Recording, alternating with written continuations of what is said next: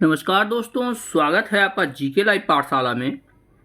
Uttar Pradesh police री exam के लिए सामान्य अध्ययन के सीरीज में आज आपका 24 नंबर का प्रैक्टिस सेट है। तो प्लीज़ आपको अगर वीडियो पसंद आए तो लाइक ज़रूर कीजिएगा और चैनल को ज़रूर सब्सक्राइब कीजिएगा। साथ ही साथ अपने दोस्तों से शेयर करना न भूलिएगा। चलिए शुरुआत करते हैं पहले क्वेश्चन से। दिया गया है, निम्नलिखित में से कौन सा भारत में एक संवैधानिक निकाय है। संवैधानिक निकाय मतलब जिसका संविधान में वर्णन है। जैसा कि आपको सिंपल सा क्वेश्चन है, पता है। जवाब हो जाता है ऑप्शन नंबर बी, भारत का निर्वाचन आयोग एक संवैधानिक निकाय है।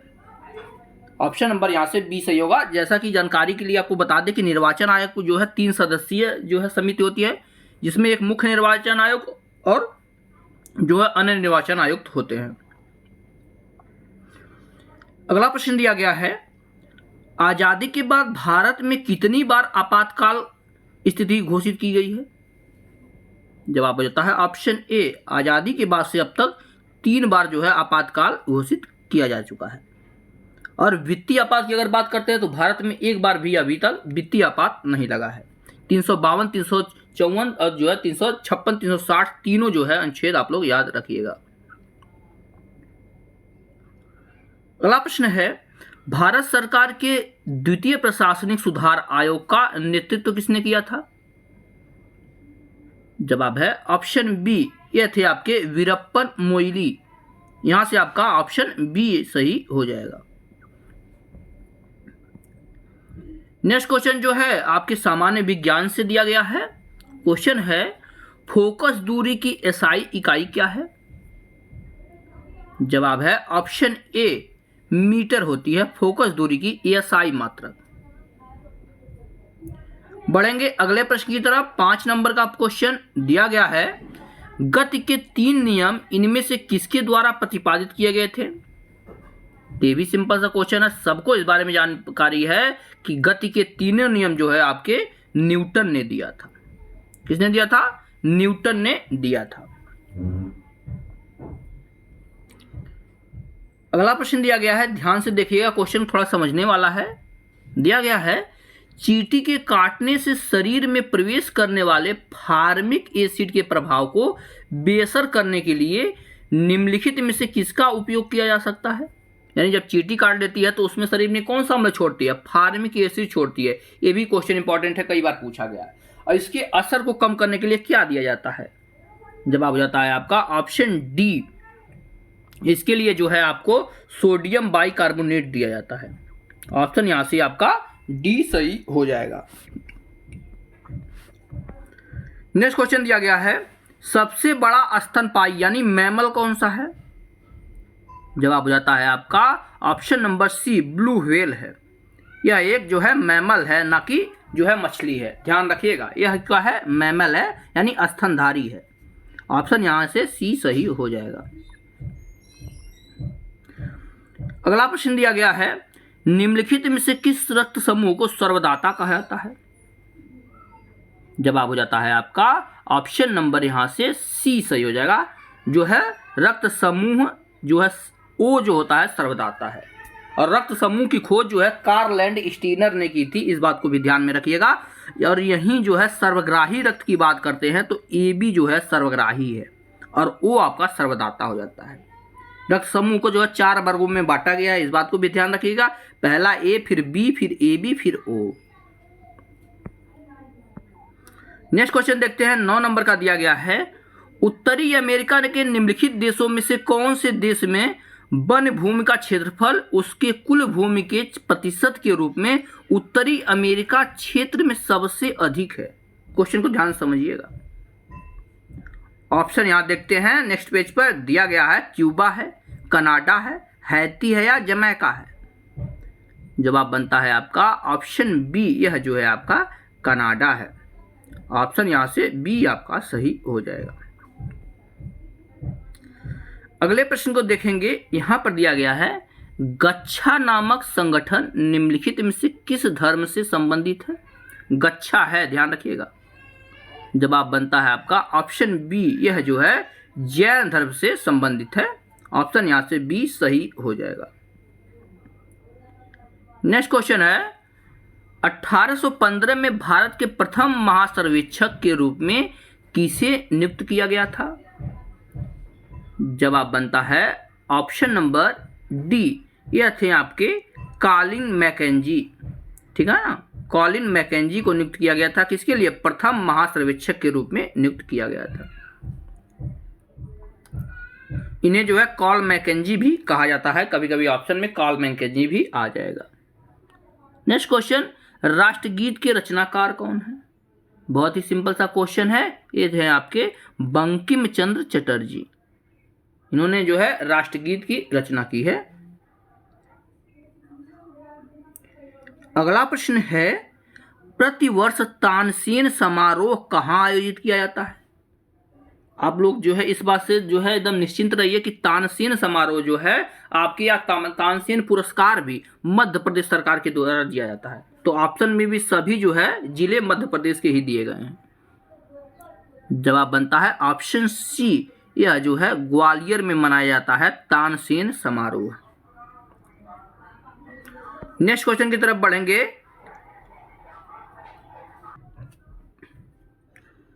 अगला क्वेश्चन देखते हैं। दिया गया है, इनमें से क्या है जो एक प्रकार की कृषि व्यवस्था है जिसमें भूमि का मालिक एक किराएदार को अपने हिस्से की भूमि पर पैदावार के एक हिस्से के बदले में अपनी भूमि का उपयोग करने के लिए देता है? तो इसका जवाब हो जाता है ऑप्शन सी, इसे जो है शेयर क्रॉपिंग कहा जाता है। क्या कहा जाता है? Share cropping. ऑप्शन सी आपका सही हो जाएगा। बढ़ेंगे अगले प्रश्न की तरफ। यहां पर दिया गया है, भूकंप की तीव्रता मापने वाला पैमाना कौन सा है? तो भूकंप की तीव्रता जो है आपके रिएक्टर स्केल पे मापा जाता है, यानी रिएक्टर पैमाना। ऑप्शन नंबर ए आपका सही हो जाएगा। अगला प्रश्न है, नागार्जुन सागर परियोजना किस नदी पर बना हुआ है? जवाब बनता है आपका ऑप्शन सी, नागार्जुन सागर परियोजना जो है आपके कृष्णा नदी पर बना हुआ है। देखेंगे 17 नंबर का क्वेश्चन। दिया गया है, भारत की कुल जनसंख्या वर्ष 2011 में कितनी थी? यानी वर्ष 2011 की जनगणना के अनुसार ये पूछा गया है कि भारत की कुल जनसंख्या कितनी थी। जवाब बनता है आपका ऑप्शन डी, यानी 121 करोड़ थी। लगभग 121 करोड़, यानी 1 अरब 21 करोड़ आपकी जनसंख्या थी भारत की। बढ़ेंगे अगले प्रश्न की तरफ। यहां पर दिया गया है, निम्नलिखित में से किस संगठन का नारा सर्वत्र सर्वोत्तम सुरक्षा है? जवाब बनता है ऑप्शन डी, यह जो है राष्ट्रीय सुरक्षा गार्ड का जो है नारा है। अगला प्रश्न है, राष्ट्रीय मानवाधिकार आयोग के प्रथम अध्यक्ष कौन है? जवाब बनता है आपका ऑप्शन बी, ये हैं आपके न्यायमूर्ति रंगनाथ मिश्रा जी। रंगनाथ मिश्रा जी मानवाधिकार आयोग के अध्यक्ष हैं। और जो है मानवाधिकार आयोग जो है दिवस कब, माफ कीजिएगा, मानवाधिकार दिवस कब मनाया जाता है, ये भी क्वेश्चन कई बार पूछा जाता है। तो यह मनाया जाता है 10 दिसंबर को। 10 दिसंबर को मानवाधिकार दिवस मनाया जाता है। अगला प्रश्न है, दिया गया है, वर्गीज कुरियन को किसके द्वारा राष्ट्रीय डेयरी विकास बोर्ड यानी एनडीडीबी के अध्यक्ष के रूप में नियुक्त किया गया था? इसका जवाब है आपका ऑप्शन ए, यह जो है लाल बहादुर शास्त्री जी के द्वारा नियुक्त किए गए थे। उस समय के प्रधानमंत्री यही थे। नेक्स्ट क्वेश्चन है, कंप्यूटर तकनीकी की पहली पीढ़ी में किस भाषा का प्रयोग किया गया था? इसका जवाब बनता है ऑप्शन डी, इसमें जो है मशीनी भाषा का प्रयोग किया गया था। यहां से डी ऑप्शन आपका सही हो जाएगा। अगला प्रश्न है, फयाज खान द्वारा स्थापित रंगीला घराना किस स्थान पर स्थित है? देखिए, कौन से जो है आपके लोग और कौन सा घराना, यह क्वेश्चन कई बार पूछा गया है और हर पेपर में कहीं ना कहीं से पूछा जाता है। अक्सर आपका लखनऊ घराना, आगरा घराना, मथुरा घराना, यही सब पूछा जाता है। तो इन सब चीज़ों को ध्यान में रखिएगा। इस क्वेश्चन का जवाब आपका ऑप्शन सी हो जाएगा। फयाज खान द्वारा स्थापित रंगीला घराना आपके आगरा से संबंधित है। बढ़ेंगे अगले प्रश्न की तरफ। इसमें दिया गया है इनमें से का उत्तर प्रदेश में नहीं है। क्या विश्वनाथ मंदिर नहीं है, 80 घाट नहीं है, आगरा का किला नहीं है, या विक्टोरिया मेमोरियल नहीं है? जवाब हो जाता है आपका ऑप्शन नंबर यहां से डी सही हो जाएगा। विक्टोरिया मेमोरियल उत्तर प्रदेश में कहां से आ जाएगा? बाकी 80 घाट आप लोग जानते हैं बनारस में स्थित है, विश्वनाथ मंदिर भी है, आगरा का किला जो है आगरा में स्थित है। तो आपका विकल्प नंबर आपका डी सही हो जाएगा। अगले प्रश्न की तरफ देखें तो दिया गया है उत्तर प्रदेश और उत्तराखंड राज्य के निम्नलिखित जनजातियों में से किसमें युवा गृह प्रथा प्रचलित है? युवा गृह प्रथा, ध्यान रखिएगा। जवाब होता है आपका ऑप्शन डी, यह जो है भोटिया जनजाति में प्रचलित है। और भोटिया जनजाति जो है उत्तर प्रदेश और उत्तराखंड दोनों जगहों पर पाई जाती है। नेक्स्ट क्वेश्चन है उत्तर प्रदेश में प्रथम विकलांग विश्वविद्यालय कहां पर स्थापित किया गया है? कुछ समय पहले करंट में बहुत ज्यादा जो है प्रचलित क्वेश्चन था, बहुत बार पूछा भी गया है। जवाब बनता है आपका ऑप्शन सी, ये है आपके चित्रकूट में बना है प्रथम विश्वविद्यालय जो कि विकलांग के लिए है। नेक्स्ट क्वेश्चन की तरफ बढ़ें तो दिया गया है पंडित दीनदयाल उपाध्याय पशु चिकित्सा विश्वविद्यालय कहां पर अवस्थित है?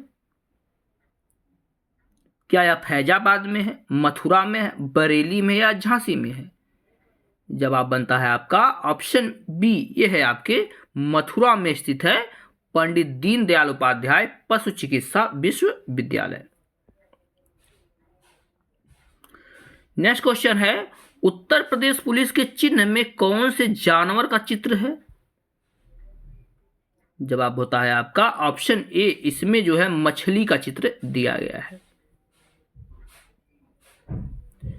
अगला प्रश्न है उत्तर प्रदेश की प्रथम महिला मुख्यमंत्री कौन थी? सिंपल सा क्वेश्चन है, कई बार पूछा गया है। यह थी आपकी सुचेता कृपलानी जी, सुचेता कृपलानी। नेक्स्ट क्वेश्चन है उत्तर प्रदेश में पहली बार 1887 में प्रकाशित होने वाले दैनिक समाचार हिंदुस्तान के संस्थापक कौन थे? इसका जवाब बनता है आपका ऑप्शन नंबर यहां से सी सही होगा। यह थे आपके मदन मोहन मालवीय जी, मदन मोहन मालवीय। अगला प्रश्न है 1970 के दशक में मौन घाटी परियोजना एक प्रमुख पर्यावरण बनाम विकास विवाद बन गई थी। यह मुद्दा एक बांध के निर्माण को लेकर था। इसका प्रतिकूल असर किस राज्य के उष्णकटिबंधीय वन क्षेत्र के बड़े क्षेत्र पर पड़ने वाला था? क्वेश्चन को अगर आप ध्यान से पढ़ेंगे तभी क्वेश्चन को समझ में आपके आएगा। इसका जवाब बन जाता है ऑप्शन बी, यह जो है केरल के उष्णकटिबंधीय वन के क्षेत्र में इसका प्रभाव पड़ने वाला था। यहां से विकल्प नंबर आपका बी सही होता है। अगला प्रश्न है दुर्गा पूजा का त्योहार किसके और देवी दुर्गा के विजय के उपलब्ध में मनाया गया? यानी देवी दुर्गा ने किसके ऊपर विजय प्राप्त किया था? तो इस क्वेश्चन को सभी लोग जानते हैं, बहुत ही आसान क्वेश्चन है। जवाब बनता है ऑप्शन डी, यह जो है महिषासुर पर देवी दुर्गा जी ने विजय प्राप्त किया था, यानी महिषासुर का जो है संहार किया था, वध किया था। नेक्स्ट क्वेश्चन है गीतांजलि पुरस्कार पुस्तक के लेखक कौन है? गीतांजलि, जवाब बनता है आपका ऑप्शन सी, यह है आपके रविंद्रनाथ टैगोर जी। रविंद्रनाथ टैगोर जी गीतांजलि के लेखक हैं। यहीं देवकी नंदन खत्री जी की बात करें तो इन्होंने लिखा था चंद्रकांता, ठीक है ना। चंद्रकांता बहुत बार ये भी पूछा गया है, ठीक है ना, इस बात को ध्यान में रखिएगा। और यहीं बात की जाए हरिवंश राय बच्चन जी की, तो इनका जो है बहुत बार इनके बारे में भी पूछा गया है। उत्तर प्रदेश पुलिस के भी पेपर में इनकी पुस्तकें आई हैं तो आप लोग कमेंट के माध्यम से बताइए कि इन्होंने कितनी पुस्तकें लिखी है, कितनी पुस्तकें नहीं, जो भी इंपॉर्टेंट है 3-4 जरूर लिखिए और बहुत ही फेमस है, सभी लोग इसके बारे में जानते भी हैं। अगला प्रश्न है, अमर्त्य सेन को नोबेल पुरस्कार किसके लिए मिला था? जवाब है ऑप्शन डी, इन्हें जो है अर्थशास्त्र के लिए नोबेल मिला था।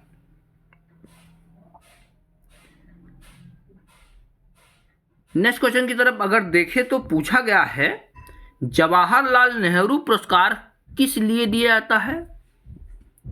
इसका जवाब है ऑप्शन सी, यह जो है अंतरराष्ट्रीय समझदारी के लिए दिया जाता है जवाहरलाल नेहरू पुरस्कार। यह जो है थोड़ा यूनिक टाइप का क्वेश्चन है, तो इसे जो है आप लोग जरूर कहीं नोट डाउन कर लीजिएगा।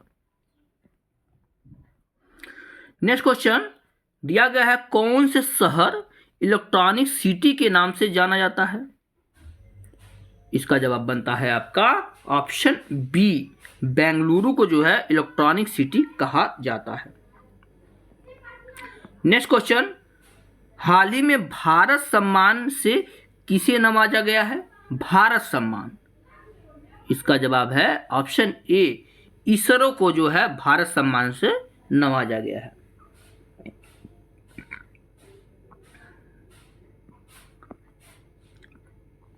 अगला प्रश्न है, हाल ही में किसे दादा साहब फाल्के पुरस्कार से सम्मानित किया गया है? जवाब है आपका ऑप्शन सी, वहीदा रहमान जी को जो है दादा साहब फाल्के पुरस्कार मिला है। नेक्स्ट क्वेश्चन है लास्ट इस प्रैक्टिस सेट का, 69वें राष्ट्रीय फिल्म पुरस्कारों में किस फिल्म को सर्वश्रेष्ठ हिंदी फिल्म का पुरस्कार दिया गया है? तो यह दिया गया है ऊधम सिंह को। ऑप्शन यहां से सी सही हो जाएगा। किसे दिया गया है? ऊधम सिंह को। इस तरह से हमने जो है 24 नंबर का प्रैक्टिस सेट भी पूरा कर लिया है। अगर आपको वीडियो पसंद आई हो तो जरूर से जरूर लाइक कीजिएगा और अपने स्कोर कार्ड हमें कमेंट के माध्यम से जरूर बताइएगा। मिलते हैं नेक्स्ट लेक्चर में, तब तक के लिए धन्यवाद।